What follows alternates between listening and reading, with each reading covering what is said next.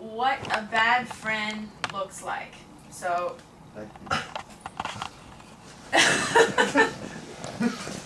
maybe, we'll see.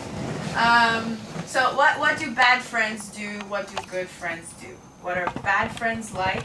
Their personality. What are good friends like? Their personality, right?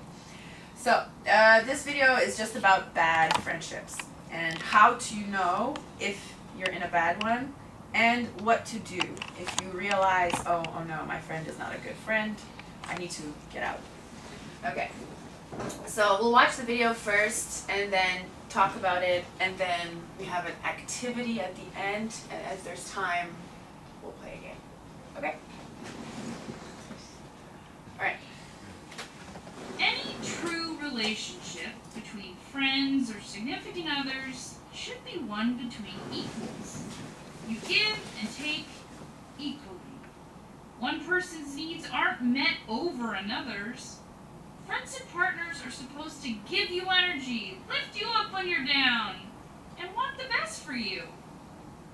But sometimes we get into relationships that drain energy from us. These are toxic relationships, and they can negatively affect all aspects of our lives. On this week's Wildcast, we're going to show you how you can tell if you're even in a toxic relationship, and then we're going to help you extricate yourself from that unhealthy situation pronto. Selfie 1. Diagnose the relationship. How do you know if a friend or partner is bringing you down? Well, in much the same way that you know that you're coming down with a cold. Toxic relationships come with symptoms. When you're around this person, how do you feel? Here are a few other questions you should ask yourself if you're thinking you might be in a toxic situation. Does my friend put me down all the time? Are they jealous when I spend time with others? Do they constantly bring up parts of me that they want to change? Do they take more than they give? Am I only doing the things that they want to do? Selfie 2. Recognize your role in the relationship. As Eleanor Roosevelt said, nobody can make you feel inferior without your consent. Do you know the word inferior? So if we're equal, we're the same. Yeah. If I think I'm less, I'm inferior. I feel or I think I'm inferior. So less means inferior. Inferior means to be less important, or to feel less important, right? The opposite of inferior is superior, right? You know the brand Supreme, right? Supreme has the S-U-P at the beginning. That's the same in English all the time. If you see S-U-P plus a word, it means more than, above, right? Okay. So what this is saying is, no one can make you feel less important without your consent. Consent means permission. So if you let other people make you feel less important, they will do it. Okay. All right. Look, you know we got that from Princess Diaries, obviously. Moving on. Listen, you have autonomy in every relationship in your life. If your friend or partner is stealing your sunshine, you need to figure out what you're doing to allow them to do this. Are you being a doormat?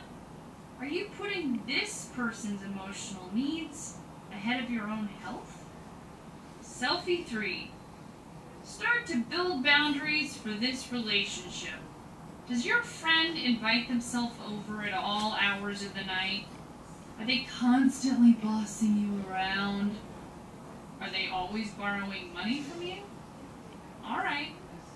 Once you know the boundary that you want to set, stick to it.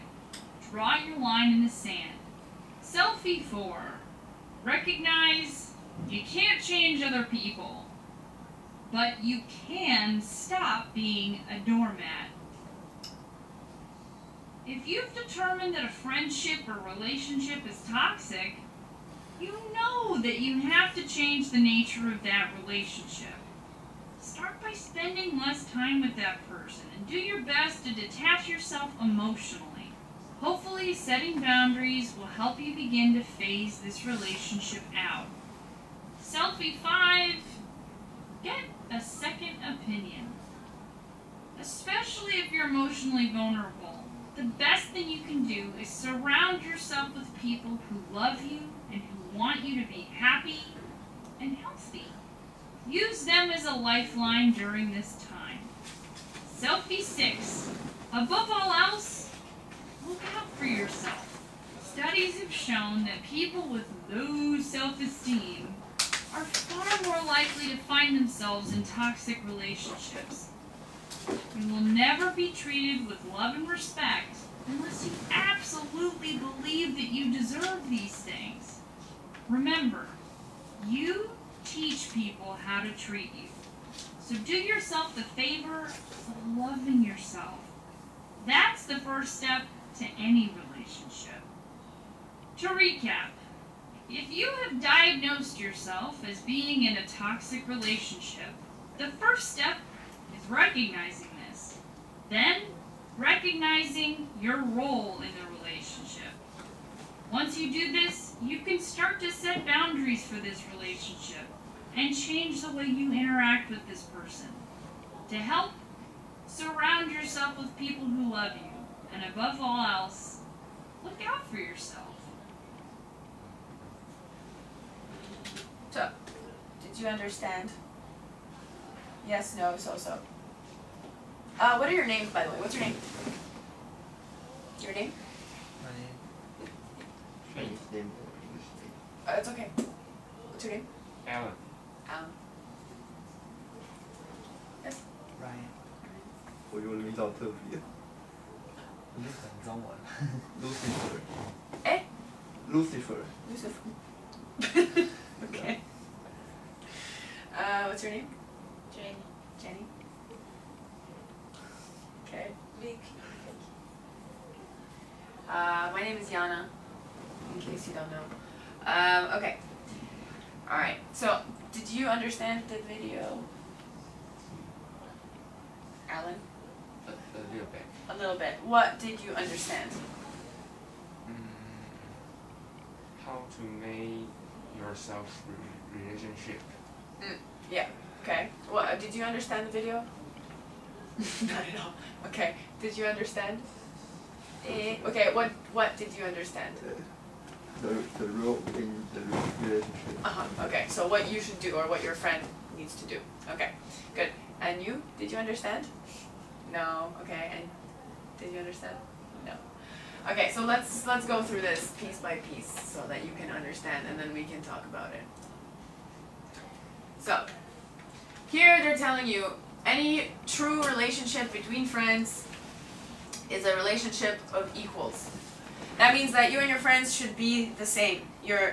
You are not more important than your friend, and your friend is not more important than you. You're equal. Right? That means that you give and you take from your friend, and your friend gives and takes too. Your friend listens, you listen, and so on. Okay? So it's equal. So far, okay? Yeah. You give and take equally. One person's needs aren't met over another's. Right. So this is trying to show you that it's fair, it's balanced, right? The one friend doesn't get everything they want, and then the other friend not. It's equal. Then Partners are supposed to give you energy, lift you up when you're down, and want the best for you. so they're telling you three things that are important to see in a friend, right? They give you energy, so you don't feel tired when you see them. They lift you up when you're down. So if you're sad, you can go to your friend, talk to them, and feel better. And they want the best for you. So your friend thinks about if you are well, if you're happy, and if you have what you need, right? These are the kinds of friends that make sure you're happy, and they give you something. But sometimes we get into relationships that drain energy. So, drain is a verb and a noun. This is a drain, right? When you wash your hands, water goes in the drain. Drain is also when water becomes less. So think about your energy, right? When you're around bad people, you get very tired, right? You want to go sleep. So people who drain our energy are people who take energy from us. These are toxic relationships. Do you know the word toxic? Toxic. It means it's not good for you. It makes you sick. So something a poison is toxic. You guys know the word poison? Right? So, oh, hello. Sorry. All right. What's your name? Jerry. Jerry. All right. So toxic means that it's bad for you. It makes you sick. It makes you tired. And they can negatively affect all aspects of our lives. So they're saying that if you're with a friend that makes you feel bad or makes you tired all the time, it's going to make the other parts of your life bad too, because it takes energy.